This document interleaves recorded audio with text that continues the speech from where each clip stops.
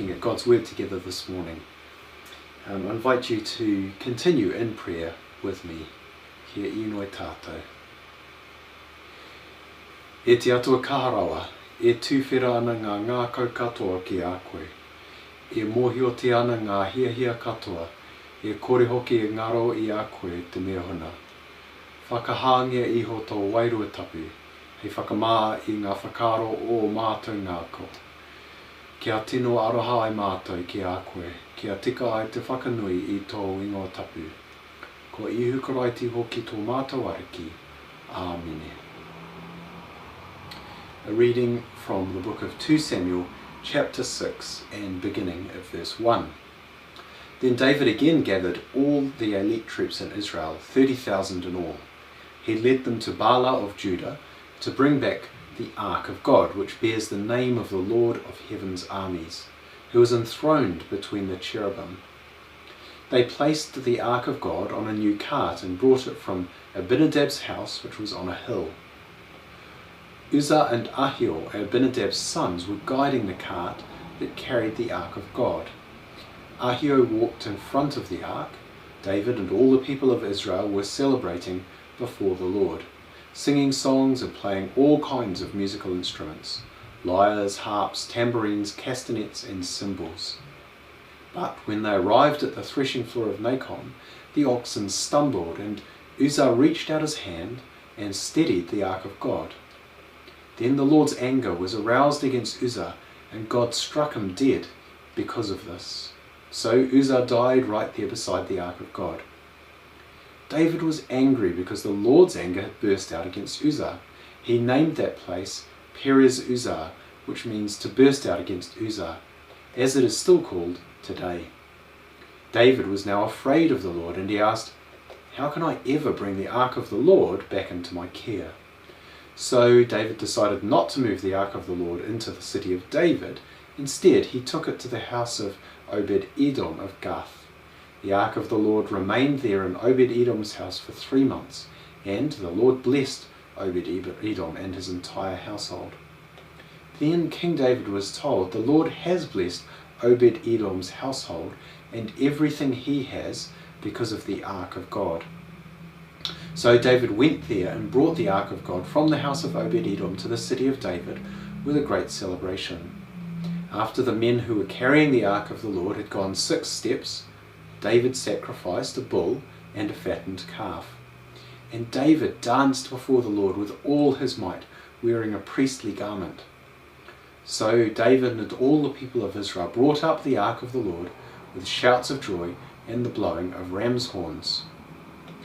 But as the ark of the Lord entered the city of David, Michal, the daughter of Saul, looked down from her window. When she saw King David leaping and dancing before the Lord, she was filled with contempt for him. They brought the ark of the Lord and set it in its place inside the special tent David had prepared for it. And David sacrificed burnt offerings and peace offerings to the Lord. When he had finished his sacrifices, David blessed the people in the name of the Lord of heaven's armies. Then he gave to every Israelite man and woman in the crowd a loaf of bread, a cake of dates, and a cake of raisins. Then all the people returned to their homes. When David returned home to bless his own family, Michal, the daughter of Saul, came out to meet him. She said in disgust, "How distinguished the king of Israel looked today, shamelessly exposing himself to the servant girls like any vulgar person might do." David retorted to Michal, "I was dancing before the Lord, who chose me above your father and all his family. He appointed me as the leader of Israel, the people of the Lord, so I celebrate before the Lord. Yes, and I am willing to look even more foolish than this, even to be humiliated in my own eyes. But those servant girls you mentioned will indeed think I am distinguished." So Michal, the daughter of Saul, remained childless throughout her entire life. Hear what the Spirit is saying to the church. Thanks be to God. Well, I don't know if you've ever come across the Instagram account that shows you pictures of hipster pastors and their very expensive trainers. Apparently you can pay many hundreds of dollars or even thousands of dollars for some expensive shoes, and it's become a thing for some church pastors to portray themselves in a very marketable way. I also came across a document recently which was in response to the COVID-19 crisis, how as a church we might look at changing our branding so that our connection with our stakeholders was enhanced. And the language of marketing and the imagery of marketing sometimes seems to have infected the entire church. But I think you'll find that 2 Samuel 6 never features in that kind of portrayal of the church. And the reason is, it doesn't seem like a very marketable picture of God. It's a picture of God who cares very deeply about ways of engaging with him that we might not think of as being very significant. It's a picture of God as somebody who cares very deeply about the leaders that he has appointed to safeguard his people. And I'm not trying to explain everything that happens in this passage, nor to engage with all the questions around God's power, his anger, and how this interacts with his love. All I want us to notice this morning is that you'll find this picture of God and his presence throughout the entire scriptures. You find it in the Gospels as well as you find it in the Old Testament. You find it in the person of Jesus as well as in the descriptions of God in the Old Testament here. And so somehow we have to make sense of this very unmarketable Jesus. And here I think is one really significant aspect of that. In chapter 5, this is about God establishing David and his kingship and God's people in victory over all their enemies. And I think most of the time we see ourselves in a particular place in the story. At the very least, we see ourselves as God's people who are going to gain the victory over God's enemies, who we think of as other people. Sometimes they're other people who are close to us in the church or in our families, but very often for Christians, we think of other people as those who are outside of God's family. And there is some truth to that, just as there was for the people of Israel. Those people were the enemies of God to some degree. And God does push them away in favour of those who are his friends. But what we find is that there's also these hints there in chapter 5 that David himself is a deeply flawed and broken person. His marriage relationships are highlighted here, and the fact that he goes beyond the ideal of marriage is also highlighted to flag up to us that David is actually not the ideal that we'd be hoping for. And now here in this passage we see that the people who are those who end up being against God are not only those who, like us, picture themselves at the heart of things. They're not only those who we see as being outside of God's will, but also, unfortunately, very close to who we are. Those who are part of God's people, those who are close to those who are in positions of significance in God's kingdom. And there are certain things here that seem to matter very deeply to God. So encountering his presence in the ways that he has instructed us seems to be of great significance to God.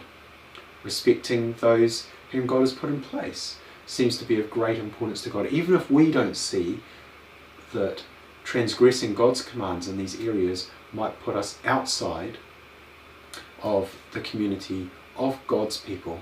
Our instinct is always to see ourselves as those who belong by nature, and a passage like this one helps us to see that we actually, who pride ourselves on our position perhaps, are those who are very much at risk of placing ourselves on the wrong side of the picture. And certainly one thing that I think we need to grasp here is that we would hate to live in a world where self-righteous people were allowed to have free rein. And in fact, we often see in the world around us what happens when self-righteous people do have free rein. They convince themselves that everything they do is right. And God stands in opposition to that. Now, perhaps you might not completely agree with what God says is right and wrong in this passage, but I do want to encourage you to think that if it was left up to those who think the best of themselves to rule the world, then the world would be in a very sorry place. And history tells us that repeatedly.